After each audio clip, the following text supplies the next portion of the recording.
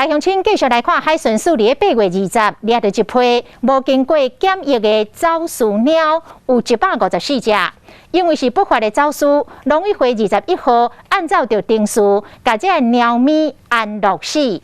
涉嫌走私的船长借6万块就来交保了，引发着各界的讨论。调查立委拢认为应该修正法条，加强对走私者的刑度。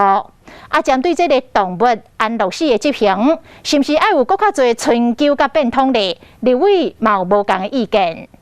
政府都要有一个态度，而不是抱着猫在电视面前，或者做一个图卡在那边秀一秀我多么爱猫。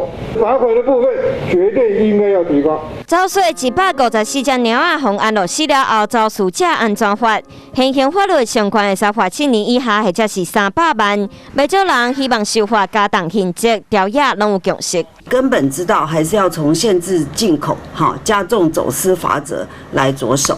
这摆牺牲154只鸟的性命，动保团体部分民众拢真唔甘。不过对以后感觉的安乐死，甚至修法直接规定，立委的想法拢无同。动物如果它经过这个防疫然后检疫的过程，如果它没有问题，其实我们也尽量不要伤害这些动物。也许这些动物经过安置之后呢，就是不要给予杀生。喊很容易啊，民粹很容易，大家拍拍手啊，哇，好有爱心。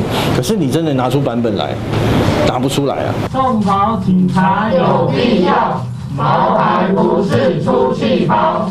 想要争取动物的权利，除了对外检疫要有机制，对内嘛要防止各种虐待行为。